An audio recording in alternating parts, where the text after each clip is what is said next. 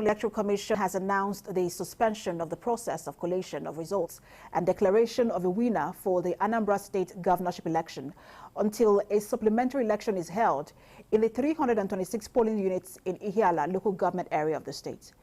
INEC's Chief Returning Officer for the election, Professor Florence Obi, announced this on Monday at the Commission's head office in Oka. Party agents, reporters and observers, among others, had waited until about 12:15 a.m. for the declaration of a winner. But rather than declaring the winner of the election after announcing the total votes scored by the participating parties, Professor Obi said a declaration would only be made after a supplementary election was conducted in Ihiala. A supplementary election would therefore be conducted in the 326 polling units across Ihiala on Tuesday, November the 9th. Ihiala is the only one of the Anambra's 21 local government areas where election could not hold. Meanwhile, results were announced for all other local government areas, with a candidate of the All Progressives Grand Alliance, Charles Soludo, winning in 18 of the 20 local government areas for which results were declared. Similarly, candidates of the People's Democratic Party, Mr. Valentine Ozigbo, and Young Progressives Party, Senator Ifeanyi Ubah, each won a local government. But the candidate of the All Progressives Congress, Senator Andy Ubah, was unable to win any local government in the election.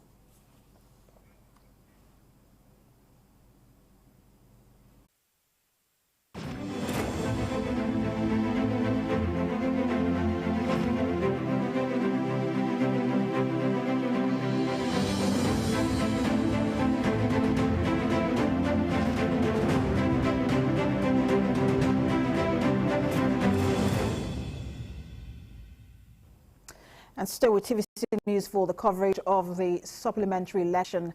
We're staying in the southeast, where the Speaker of the Imo State House of Assembly, Paul Emeziem, has been impeached during the House plenary session on Monday morning, following several allegations of gross misconduct and abuse of office. The impeachment followed a unanimous decision of 19 members out of 27 lawmakers who signed the impeachment letter read on the floor of the House.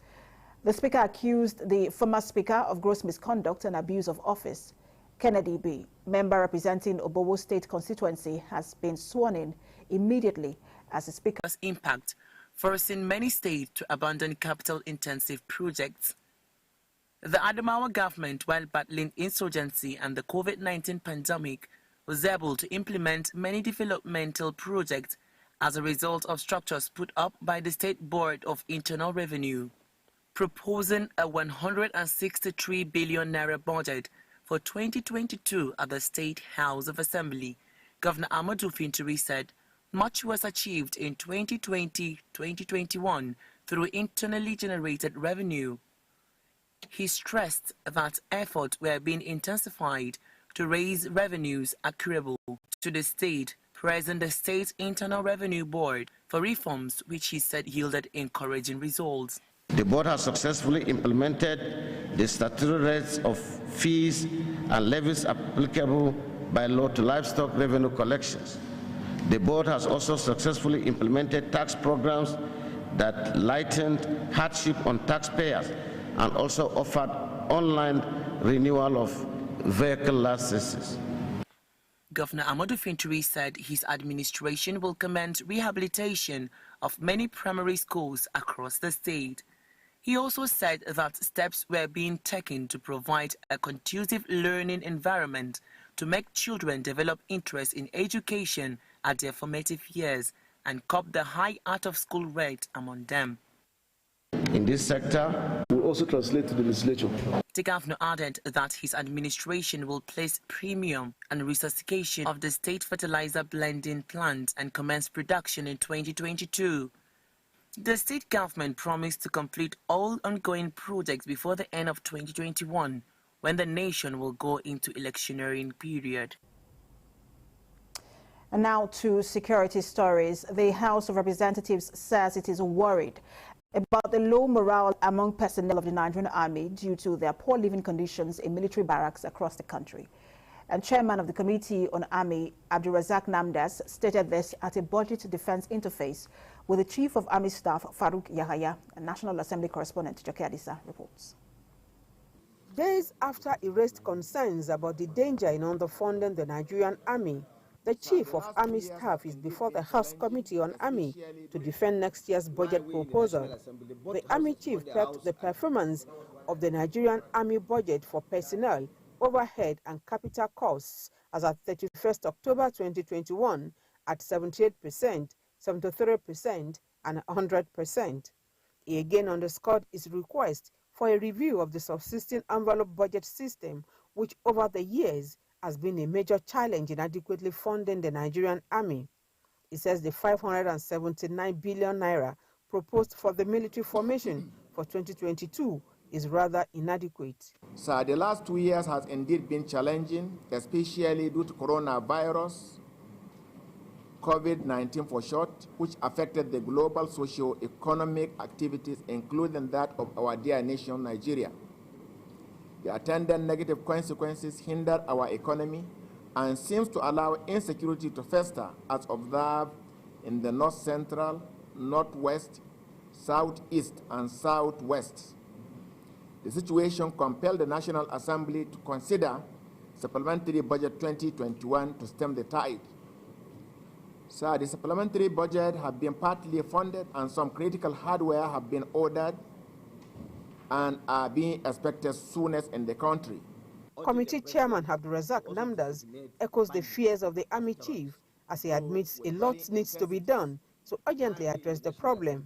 He says the soldiers can be their best only when they are psychologically stable. That the morale of your men in respect to accommodation is low. A lot needs to be done in that area. This is because your men can only give you their best if they are psychologically stable or are well accommodated. It is the wish of this committee to also draw the attention of the President to the plight of our officers and men living in dilapidated structures scattered across 138 barracks in the country. Proposing 28 billion as capital for the Army in 2022 budget is very inadequate. Even if the entire money is to be used for rehabilitation of barracks alone, it will still be very inadequate. Mr. Namdas also said the 28 billion naira proposed as capital budget for the Army in the 2022 appropriation bill was inadequate. The meeting later went into closed doors, which lasted over an hour. The committee chairman spoke to newsmen at the end of the meeting. It's not what Army proposes that it is accepted. There must be envelopes, and that is a challenge that we are faced with. For instance, last year, the capital is 29 billion. Today, this year, 2022, it is 28 billion. So instead of moving up, it's coming down. And this budget is about capital. The appeal of the Chief of Army Staff is that the National Assembly approve the 710 billion naira proposed by the formation as against the 579 billion naira allocated to it by the Finance Ministry. Joke Edsa, TVC News, Abuja.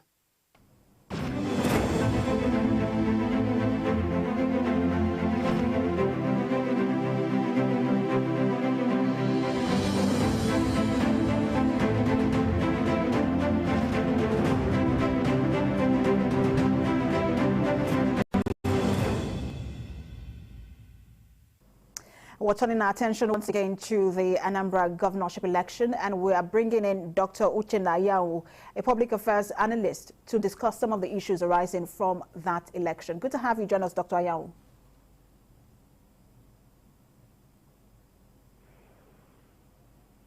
Can you hear me, Dr. Ayawu? Yeah, I'm with you. Good afternoon. All right. Let me just state to our viewers that he's joining me via phone. All right, so let's get your thought on this, because I think much has been said and is still being said about the conduct of this election, but I want to turn our attention to the collation of results, because we had about two problematic local governments. One of them is the Ihiala local government, as well as Orumba North local government. Ihiala elections did not even hold there at all for what INEC described as security challenges. And Orumba also had issues with the, I think is a returning officer saying something about, Dr. Michael Obi, saying something about announcing results under duress. But let's start with Ihiala, where INEC has said it was because of security challenges, after security agencies had told us that there have been enough deployment for this election. What do you make of that? Actually, you know that here is a boundary between Imo State and Anambra State. There are... Hello? Can you hear me? Hello? I can hear you. Please go ahead. Yes, you know, it's a boundary between Imo State and Anambra State, and that place has been vulnerable to activities of these IPOB. And I think that was what actually was much of the security hitch they have there. However, of course, during the election, there are heavy police presence and the other security agencies. I was even surprised that the election couldn't hold them. But as this be, they have got a security they could not hold. We are looking forward that since the security apparatus will channel their attention to that place, the likelihood that they work well tomorrow elections. Because I was just going to ask you about tomorrow's election, because if there's already a security challenge on Saturday, what more can be done to ensure, because security was deployed there on Saturday, that's what the police and other security agencies said, that they had enough officers on ground. So what more can be done to ensure that security is actually not a challenge tomorrow? You know, when they say they move all these thousands of police or security, you know, it is scattered the whole of the state. But I believe now that it's only a local government. The tendency is that almost all of them will go there to show presence and not give security to the ad hoc staff and the people to come out. However, you know also that the problem we saw in this past Saturday election was a low voter turnout. That's and purely because of the security. You know, before now, the tension has been so high in Anambra generally, with the intrigues of the whether election is holding or not holding. So people were a little bit afraid to come out. Though the security men and with the agreement they had with the IPOB and those stuff, people are encouraged to come out. But you can see the population. Of course, Anambra has over 2.5 million voters. Of course, you can see from the figures we have seen, it's less than 300,000. So most likely, less than 300,000 is going to decide the fate of over 2.5 million citizens or voters. And people say that security had a lot to do with that. But let's turn our attention to Orumba local government, which there is some sort of conversation around the fact that the collation officer, Dr. Michael Udu, had said he did announce the results under duress. He actually distanced himself from the results and the credibility of those results. Yet it was part of the local government that was announced by INEC. What do you make of that in terms of the impact of that on the integrity of the election? Yeah, that action actually has posed some integrity issue on that local government. However, I followed that in closely. The issue I can see that is both on the collection, but from the figures we got and the intelligent information we got, that some of the units, the results were actually collected.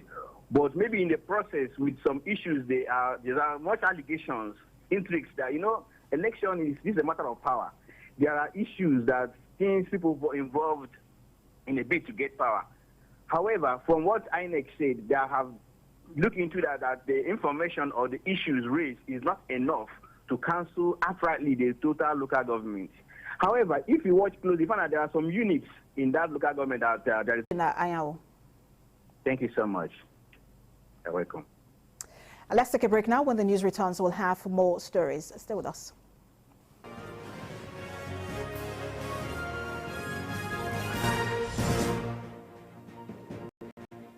The winner is Africa. Are you ready for this?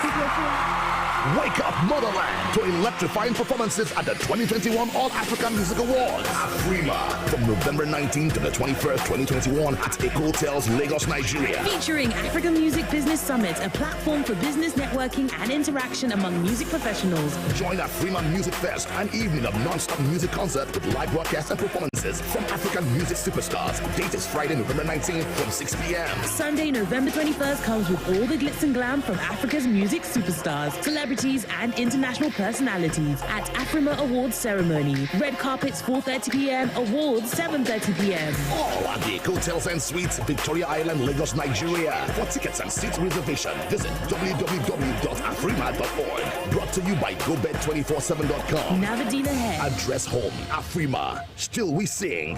For hope, for celebration. The north is so beautiful. And the food, ooh, it's nothing like I have ever tasted before. The color. Vibrant. What about the aroma? The aroma, oh gosh. It smells just like this one. This smells so good. Yeah. Your Dambo Shinkafa tastes even better. How did you do it? Onga seasoning. It's all the seasonings you need for great taste and aroma. Onga, Mama's helping hand.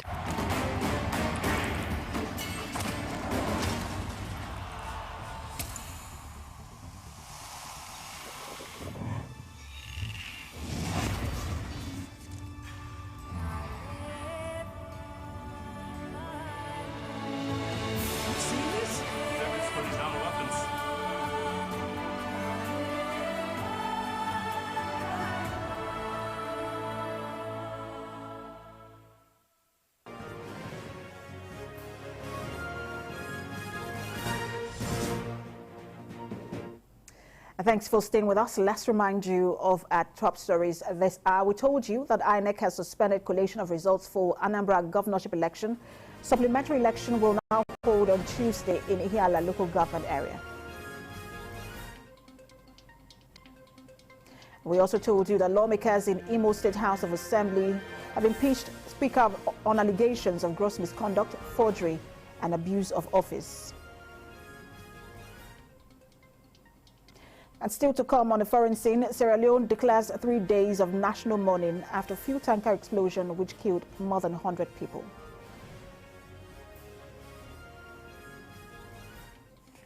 Six people tested positive for coronavirus on Sunday. The latest positive samples of COVID-19 were recorded in 7 states according to the agency's update for November the 7th. Kaduna topped the infection chart with 41 new cases, followed by Lagos and Osun with 24 and 10 respectively. Other states that recorded new infections include Bauchi with 6, Ekiti with 2, Ondo 2, and Edo 1. The NCDC, however, said the cases reported include a backlog of 19 infections confirmed in Lagos. 1 person died of COVID-19 complications on Sunday, raising the country's fatality toll to 2,906. A substantial number of malaria-related deaths are recorded every year, especially among children under 5 and pregnant women. And in order to fight this scourge, Katsina State government has received millions of treated mosquito nets donated by some non-governmental organizations to reduce the devastation caused by malaria. TVC News correspondent Abdulatif Yusuf reports. Addressing the immediate health needs of an ever-growing population can be an overwhelming task for a government already overstretched by challenges of insecurity and effects of COVID. It is why the Katsina State government is adopting more preventive measures in curbing malaria. It is partnering with these donors to secure over 5 million nets, which is to be distributed to the people free. It's really something quite alarming, that is touchy, for the simple fact that our population still lacks that education of ensuring that the environment is well cleaned. And you will see some situations where government will contribute its quota by constructing a drainage. And you see the owner of the house or the head of the house will be sitting in front of the drainage outside. And a child from his house will come out with refuse and then dump it in front of him inside the drainage without educating him that this contribution given by the government is something worthy of safeguarding. It is good for you to take it away so that we don't have stagnation of surface runoff. These are some of the factors contributing to the, the creation of more mosquitoes. In the last few years, Katsina has been on the list of states most affected by malaria. Similar free net distribution exercises have been held in the past, but it is not clear to what extent that has helped in addressing the challenges. We expect a total of 5,229,000, and approximately If you can see, the population of Katsina State is a little above 9 million, call it 10 million. So far, we still have some mosquitoes. Yusuf, TVC News, Katsina. To other stories now. Reactions have continued to trail the recent approval of the reconstruction and rehabilitation of 21 federal roads across the country by the Nigerian National Petroleum Corporation. The spokesman of the Ijaw Youth Council, while briefing journalists, says it does not represent the true reflection of the Niger Delta region. Joseph Kunde has details. Travelers plying the East-West Road are not strange to the failed portions of the road. It connects Delta, Bayelsa, Rivers, and other states in the region. This failed patch is a common sight across the Niger Delta, a worrying trend that has perhaps prompted the Ijaw Youth Council in registering their displeasure while speaking to journalists in Yenagoa. The spokesman for the IYC is not happy with the proposed rehabilitation of roads in only 2 states out of the 6, with emphasis on the Nembe-Bras Road in Bayelsa. Out of 1,804.6 kilometers of roads to be constructed by the NNPC, the NDDC board to fast-track development of the region. The NDDC, as we speak today, is currently running. The World Sight Day and the International White Cane Day may have come and gone, but the challenges faced by the visually impaired in Nigeria is still a cause for concern. And senior correspondent Ivy Kano reports. More than 2 billion people, a quarter of the world's population, have visual impairment. That is according to the World Health Organization data. At this year's World Sight Day, Nigeria's Minister of Health revealed that Nigeria has a prevalence of 0.78% for blindness, with 84% of the diseases that lead to blindness avoidable.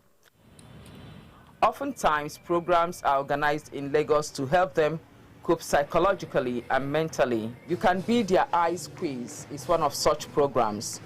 Some of them are assisted into the program by both their teachers and caregivers. He works with the School for the Blind. He speaks on the challenges of managing visually impaired persons. You know, that this idea of blind people, don't let me near it. Maybe as a pregnant woman, if I near a visually impaired, I may end up having a visually impaired baby. To cross the road is somehow, you know, our Nigerian transporters, most of them don't believe in the visually impaired. Instead of them to wait for them or stop for them to allow them cross the road, they don't. The organizers speak on what the program is about. And there must not be whispering, cheating, or what have you in the hall. Inside the hall, one could see some still preparing. It's a stiff competition that had 6 schools competing. According to Ephesians chapter 5, verse 5, A sinner, B, a protagonist, B. And at the end, King's College Lagos won the first position. Reports say early detection is key, as 90% of blind cases could be prevented. To end this report, we'll ask, when was the last time you had your eyes checked? As experts say, at least once in 6 months. Ivy Kano, TVC News, Lagos. Filmmakers have called on young Nigerians interested in filmmaking to develop their craft, skills, and always showcase their talents whenever there is an opportunity to do so. They believe this will promote the Nigerian culture across the world. Bara Mohammed reports, and after this report, David Alabi is standing by for Business Update. The COVID-19 pandemic has been a wake-up call for everyone across the world to develop their various skill sets, as this is no longer business as usual.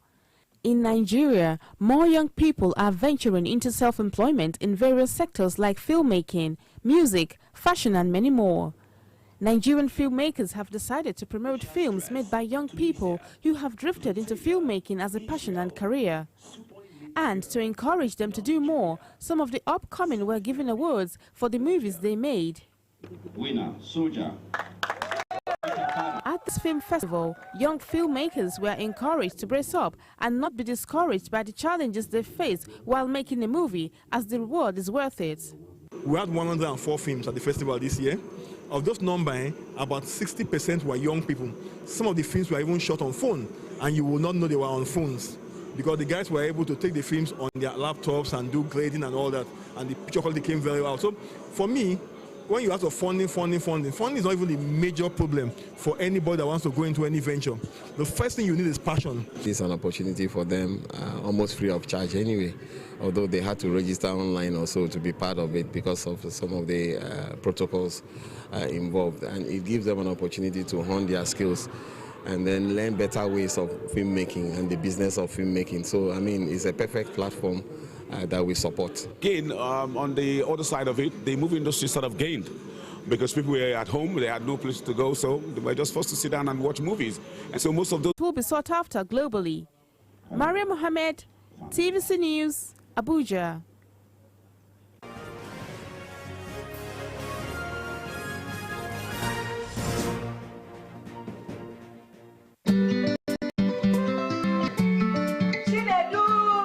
They'll be here on time.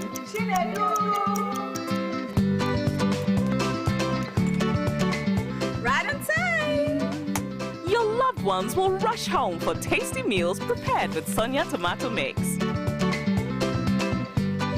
Yummy times 2. It's so good eating together with the family. Thanks to Sonia. Sonia tomato mix brings you together.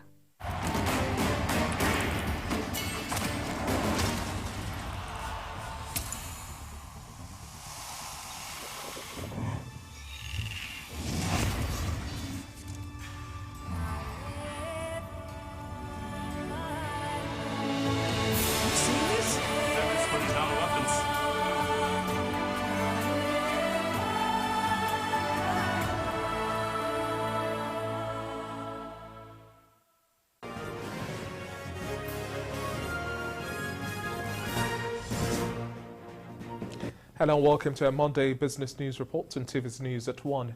Now, the Central Bank of Nigeria has fixed 5 billion naira as the maximum loan amount that a participant can get in the 100 for 100 policy on production and productivity.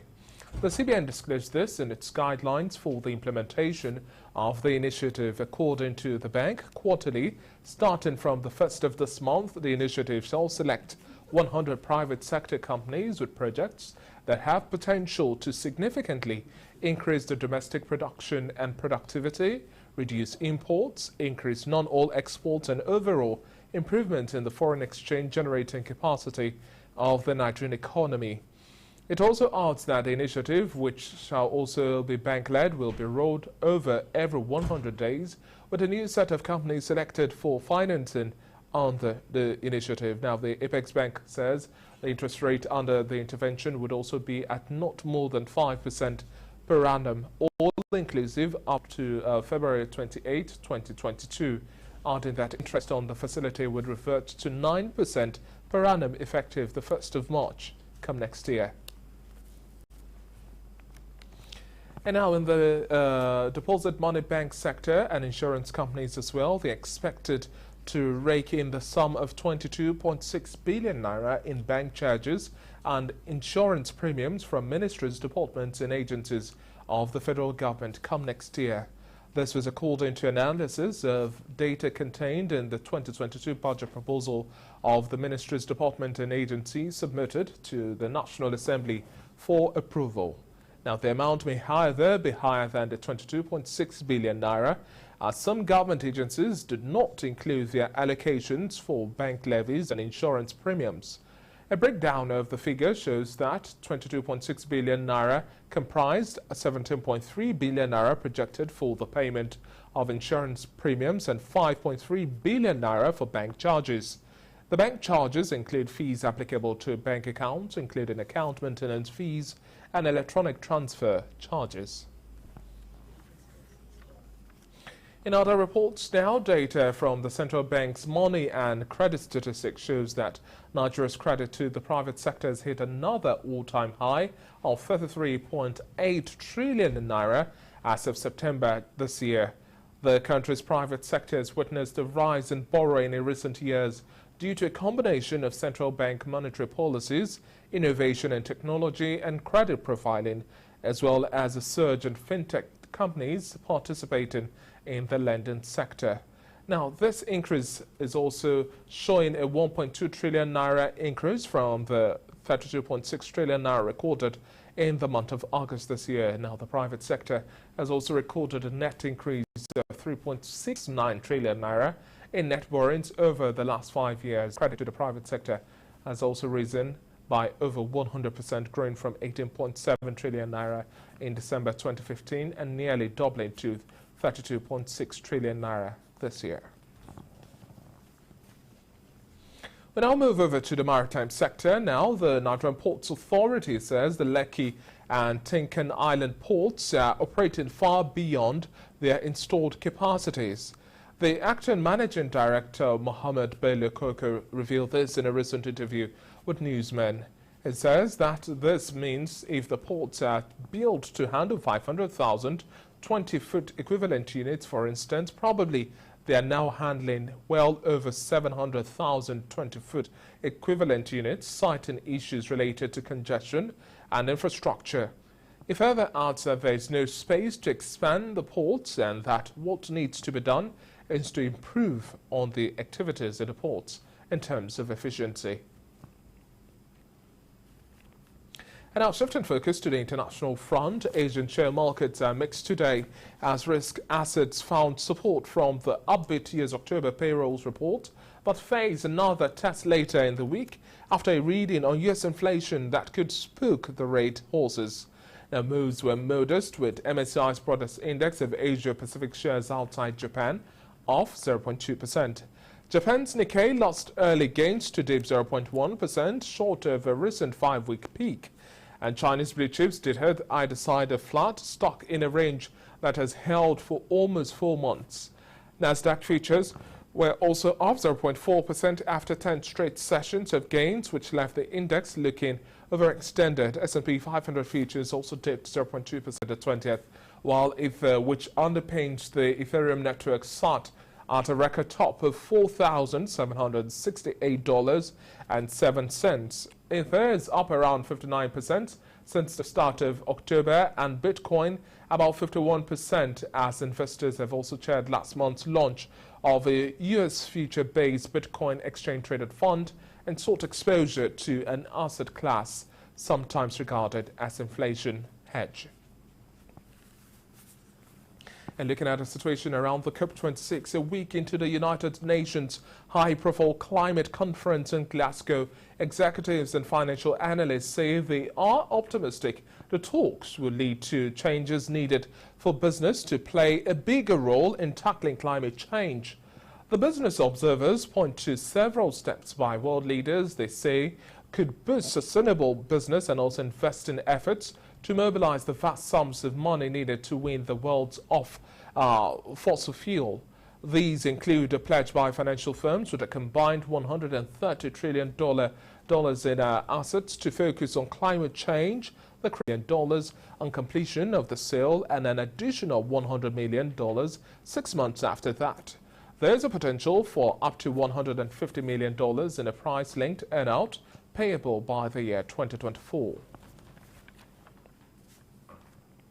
And wrapping up business news at this hour, oil prices on the international market rose today on the back of positive signs for global economic growth, supporting energy demand, while Saudi Arabia's state-owned producer Aramco raised the official selling price for its crude. US West Texas Intermediate crude recorded an increase in price of 0.96% to sell at $82.05 per barrel. Brent crude now sells for $83.46 per barrel, registering an upward price margin of 0.87%. Vanillite's performance is also starting the week strong, with an uptick in price of 1.3% to sell at $82.59 per barrel. And for the OPEC basket, crude oil dealers offer $81.42 per barrel, recording a dip in price of 0.2%. Well, that's it from the business desk. Many thanks for watching so far. Sports news is coming up shortly. Good afternoon.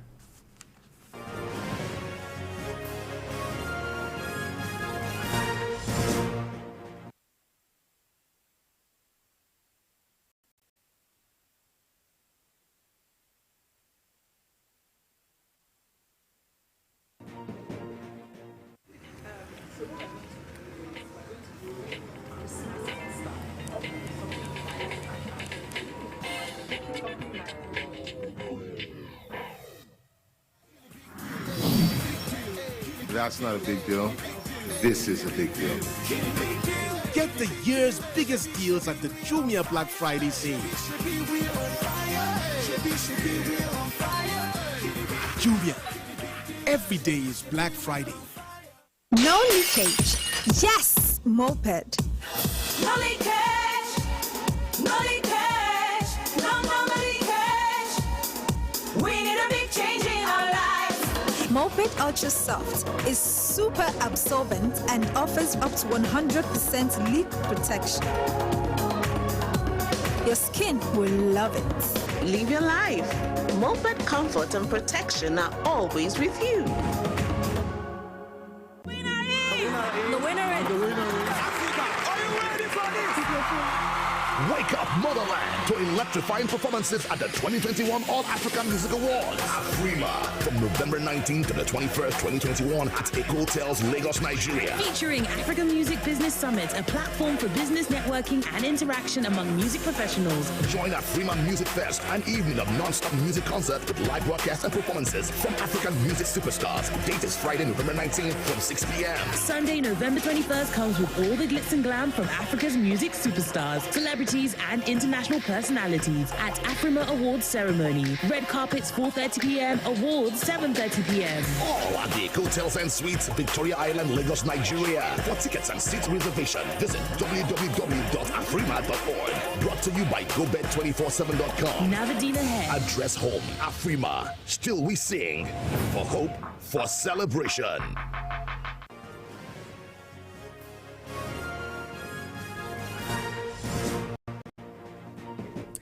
Hello and welcome to sports. Now, Super Eagles coach Ghana Rowe has invited Enyimba goalkeeper John Noble as replacement for Francis Uzoho ahead of Saturday's clash with the Lone Star of Morocco. The Eagles will then host the Blue Sharks in their final group game in the qualifiers next Tuesday. Uzoho featured in Cyprus's Omonia Nicosia's UEFA Conference League encounter against Swiss club Basel on Thursday night, but missed Sunday's clash against Ethnikos Achenas due to illness. Noble was first invited to the Super Eagles in March for the 2021 Africa Cup of Nations qualifiers against Benin Republic. It is in line with this idea that a 4-inch hill race was organized to discover future talents in the new sport. After intense competition, Utobuiro Grace, a university undergraduate, emerged in sports to create room for novel sports in schools, as this will help to engage more youths and keep them away from vices. The sport is a very nice one. It encourages young ladies to work hard more and to know how to walk mostly on heels. This is a laudable, a very good project. If the Minister of Sports, whether states, whether national, this is something they should inculcate in sporting in Nigeria. Organizers of the competition also urged governments at all levels to invest more in this kind of entertaining sport. This is a sport that should be inculcated into our sports curriculum. We are using this opportunity to empower our young ladies. Instead of them going outside doing prostitution, going outside doing odd jobs, this is an avenue for them to upgrade themselves, to augment themselves. We want government to encourage individuals like this that are trying to give back to the society so that they do more. And this is a way of empowering youths. Spectators were also treated to some music.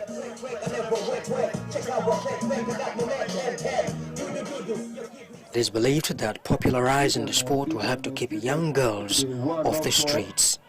Ikechukwu Obienu, TVC News. Well, all appears now for the 2021 edition of the Lagos Women Run Marathon. All now set. This year's race course has been changed. Runners will race from Teslim Balogun Stadium to Mobalaji Johnson Arena instead of the usual direction from Tafawa Balewa Square to Nigeria's women's only marathon race, the Lagos Women Run, taking out from the Tafawa Balewa Square, TBS Onikan. The 10-kilometer race usually begins from TBS and ends at the Teslimi Balogun Stadium. This year, the course of the Lagos Women Run is changing. Instead of the Lagos Island to mainland route, the 2021 race will start from the Teslimi Balogun Stadium and end in Onikan. We're going to start from the mainland running to the island. And the reason for this is that the aquatic part of Lagos, we must showcase it. The route is fantastic. It is from the old to the new. They are starting from here and they are going to the new. And in inverting the route, we found that there were many more benefits as to the inversion of the route to what we have today now, and to what we had previously. Following limited participation in 2020 due to the global coronavirus outbreak, the Women Run will serve as preparation and test ahead of the 2022 Lagos City Marathon, which is expected to return to full race next year. New World President Sebastian Coe said that track and field athletics will now be mass participation. Yep.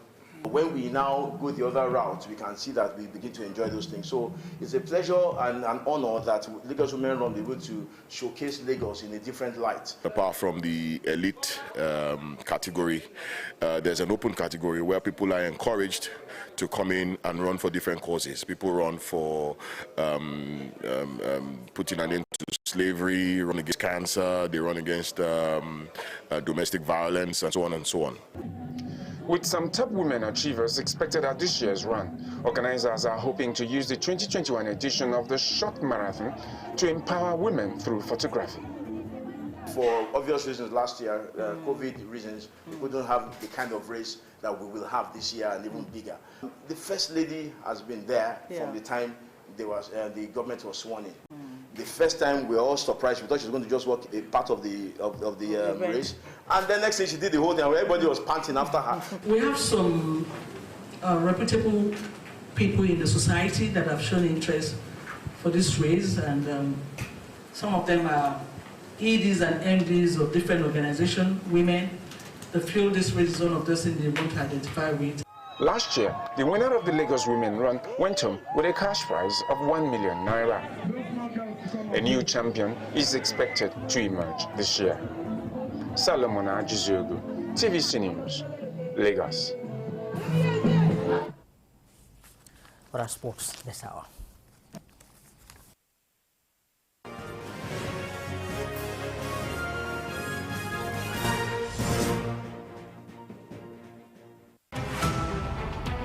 Every major news story is with many perspectives and layered with different levels of impact. Hello. What time did this happen? We will be right there.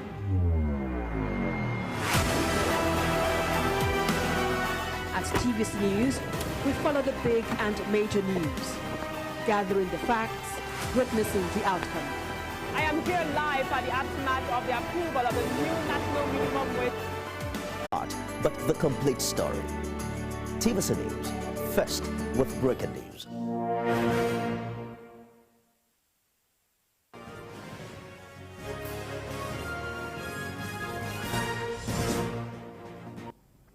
And thanks for staying with us. News just reaching us as a former chairman of the Pension Reform Tax Team, ABDULRASHEED MAINA, has been found guilty of inducing staff of Fidelity Bank to open accounts for him without conducting the requisite due diligence. The court also found Mr. MAINA guilty of concealing his true identity as signatory to accounts opened in UBA and Fidelity Bank by using the identity of his family members without their knowledge. The accounts had cash deposits of 300 million, 500 million, and 1.5 billion naira. The court held that Mr. MAINA stole monies meant for pensioners as he could not prove where he got them from. Justice Okonabang also held that through Mr. MAINA's service as a civil servant, his salary and emolument would not amount to the monies in these accounts. The court further submitted that the prosecution produced essential evidence through witnesses called to prove beyond reasonable doubt that Mr. MAINA is also guilty of money laundering in the sum of more than 170 million naira. This formed part of the proceeds of unlawful act. And outside Nigeria, Sierra Leonean President Julius Maada Bio has declared 3 days of national mourning after a fuel tanker explosion on Friday killed more than 100 people. Mr. Maada Bio said the country must learn from the incident, adding that those injured will be given free treatment. He said he was setting up a task force to look into the incident and make recommendations on how to avoid this happening again. Flags will be flown at half-mast on Monday to remember the victims. At least 100 people died and about 100 others were injured when the tanker blew up.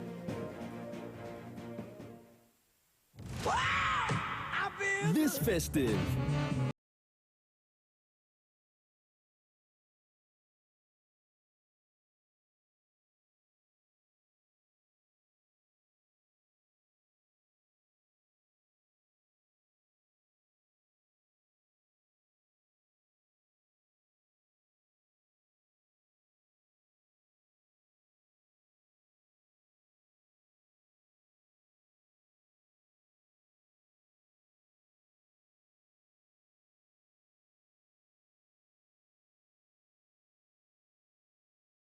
it's like playing the drums. and to go large, choose drama for days.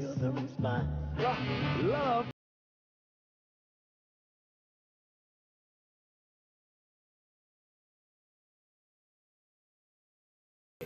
And enjoy every moment together with DSTV.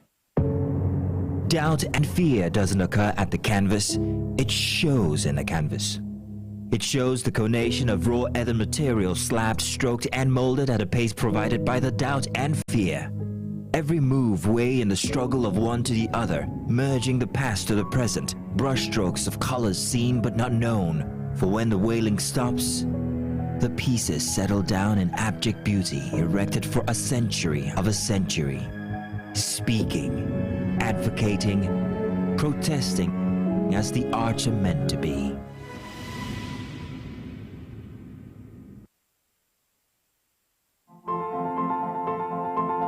Every 1 hour, 86 migrants enter Lagos State. It is a beehive of activities. Every second counts in this city that never goes to sleep.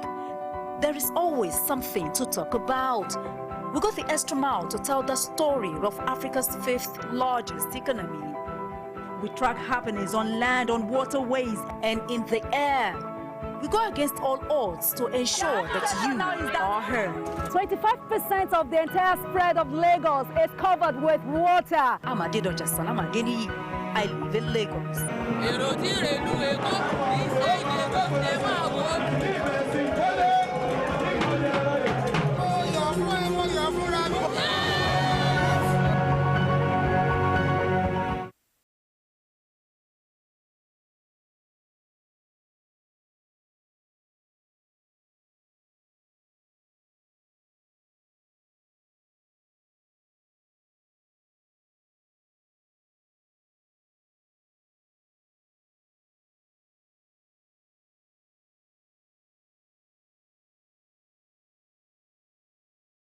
Business Week.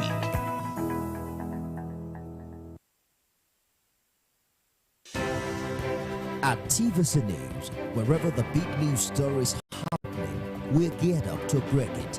TVC News, first with breaking news.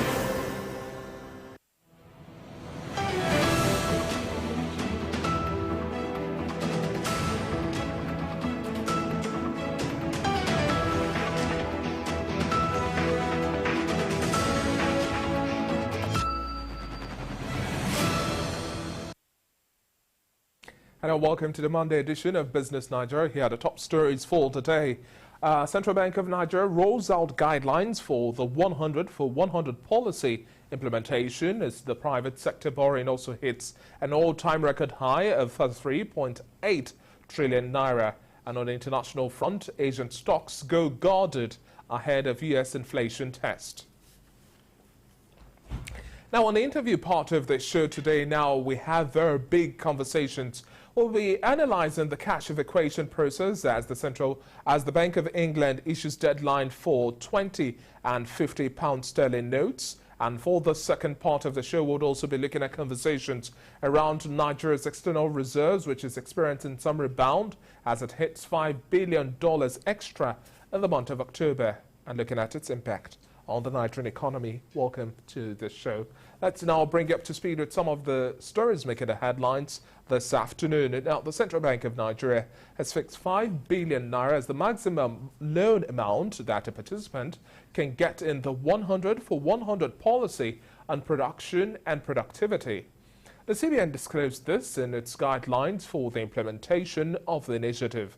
According to the bank, quarterly, starting from the 1st of this month, the initiative will select 100 private sector companies with projects that have potential to significantly increase domestic production and productivity, reduce imports, increase non-oil exports, and overall improvements in the foreign exchange generating capacity of the Nigerian economy. It also adds that the initiative, which would also be bank-led, will be rolled out over every 100 days, with a new set of companies selected for financing under the initiative. The Apex Bank says that the interest rate under the intervention would also be at not more than 5% per annum, all-inclusive up to February the 28th, 2022, adding that interest on the facility would also revert to 9% per annum effective March the 1st next year. In other financially related matters now, deposit money banks and insurance companies are expected to rake in the sum of 22.6 billion naira in bank charges and insurance premiums from ministries, departments and agencies of the federal government come next year. This was according to an analysis also presented in the 2022 budget proposal of ministries, departments and agencies submitted to the National Assembly for approval. The amount may, however, be higher than the 22.6 billion naira, as some government agencies did not include the allocations for bank levies and insurance premiums. A breakdown of the figures shows that the 22.6 billion naira comprised 17.3 billion naira projected for the payment of insurance premiums and 5.3 billion naira for bank charges. The bank charges include fees applicable to bank accounts, including account maintenance fees and electronic transfer charges. In other reports now from the Central Bank of Nigeria, money and credit statistics shows that Nigeria's credit to the private sector has hit another all-time high of 3.8 trillion naira as of September this year. The country's private sector has witnessed a rise in borrowing in recent years due to a combination of central bank monetary policies, innovation in technology and credit profiling, as well as a surge in fintech companies participating in the lending space. This recent increase shows a 1.2 trillion naira increase from the 32.6 trillion naira recorded in the month of August. The private sector has also recorded a net interest of increase of 3.69 trillion naira in net borrowings, and over the past 5 years, credit to the private sector has risen over 100%, growing from 18.7 trillion naira in 2015 and nearly doubling to 32.6 trillion naira this year. Well, it's now time to bring you part one of our interview segment on the show today. Now, deposit money banks in the country have issued a deadline of December 31st this year for the acceptance of old 20 and 50 British pound sterling notes to enable proper conclusion of the cash evacuation process. A year's notice has been provided to customers and the global banking community. In this view, now some deposit money banks in Nigeria have already issued the deadline for acceptance of the stated denominations from the public to enable proper conclusion of the process. Now, bank customers are advised to use or deposit the paper notes of the Great Britain pound sterling notes into their respective domiciliary accounts by the last day of this year to avoid a loss in the value of their money. Well, joining me now to discuss this and much more, I have the former president of the Chartered Institute of Bankers of Nigeria, Professor Segun Ajibala. Good to have you on the show today, Prof. Hello, Prof, if you may hear me. Now, looking at the situation at hand, we have approximately 9 billion pounds sterling worth of the 20-pound notes, and then 15 billion naira pounds sterling worth of the 50-pound notes as well, still in circulation. As these notes are returned, they are now to be replaced with the polymer notes, which are featuring the JMW Turner for the 20-pound notes, and then Alan Turing for the 50-pound notes. After the 30th of September come next year, the new polymer notes will be the only ones with legal tender status in the United Kingdom. Now, how do you see this cash evacuation process take shape here in Nigeria? Some say the Nigerian economy is more dollarized, hence the value for cash evacuation here in Nigeria would not be an issue. Do you share in this sentiment?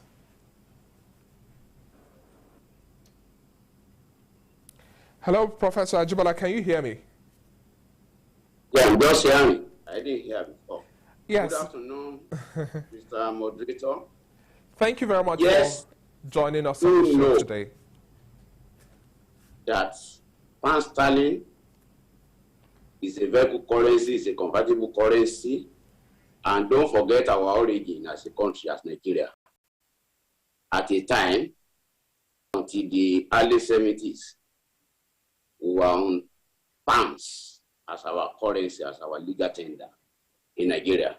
So we've always had that affiliation with the UK because of our experience of colonization. And Bank of England used to also serve as our own central bank before 1959, thus having a West African currency board in the West Africa, in the Anglophone countries in West Africa. Now, pound sterling lost its prime of place to dollar for obvious reasons. One of them, the experience of the First and Second World War. So, as of today, not only Nigeria, most economies of the world, developing economies in particular, are more dollarized. So the closeness to dollar is there compared with the pound sterling. That notwithstanding, we have a lot of business relationship, personal relationship as Nigerians, as Nigeria, with the British economy. So we cannot say we do not have significant amount of pound sterling holding in Nigeria. What is that amount in quantity? We may not be able to know because most holdings are not official. So we will still definitely see some movement of these old 20 pounds and 50 pound notes from our economy in Nigeria back to United Kingdom, especially as the Bank of England is making arrangement for this replacement. But ours is not, I don't see any threats. I don't see any major implication of this policy on our economy because officially we cannot spend pound sterling in Nigeria. It's not our legal tender. And I think monetary authorities even frown at that, either in pound sterling or in dollar. But if we compare what is likely to be our total holding, dollar to pound sterling, it will definitely tilt towards more dollar than naira, because most official transactions are referenced in dollar. Relationships among trading countries are dollarized. So you know that the impact and the significance and the relevance of dollar as a currency to the Nigerian economy is much more than pound sterling as of today. Okay, Prof. Now, there are also some arguing that this December, that's the end of this year, is too much of a close call for Nigerian banks to be able to have a smooth process in terms of the cash evacuation, collecting all of those, even though the Bank of England has issued a one-year notice until September next year. Do you see this as a close call? I don't see if you are holding pounds sterling as currency, 20 pounds, 50 pounds. Banks are saying, in fact, banks are already giving deadlines now.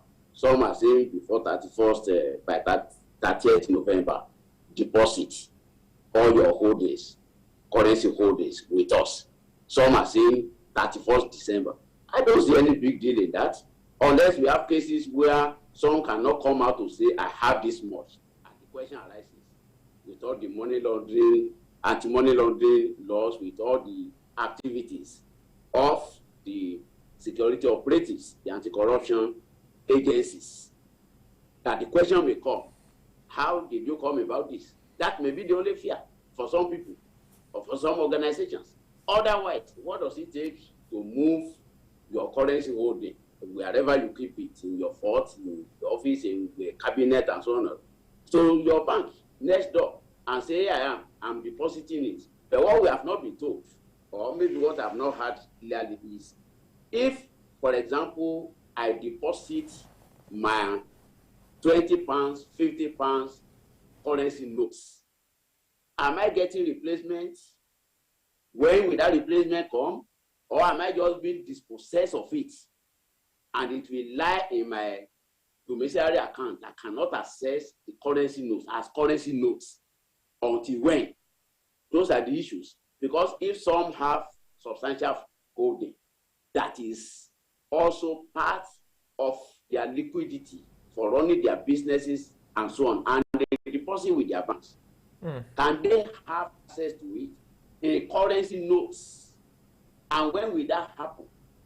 Not just to have it as balances in their domiciliary accounts, in which case they can only engage in transfers in case they want to use it. If they, for whatever reason, want to hold that cash, when will that new note, the polymer notes, be available for anybody in Nigeria to approach his or her own bank and withdraw from his domiciliary account? I think that is the area we need to clarify. Prof, I don't know if you've gotten a glimpse of the new polymer notes, but according to some of the visuals we have right now showing on the screen, we are seeing a change in face of the British pound sterling from paper to polymer. Now, the argument is that this would also make these notes much more difficult to counterfeit and also make them more durable. These are necessary to meet the needs of the time, wouldn't you say, especially as we are looking at treating much more critically the menace of counterfeit, wouldn't you say?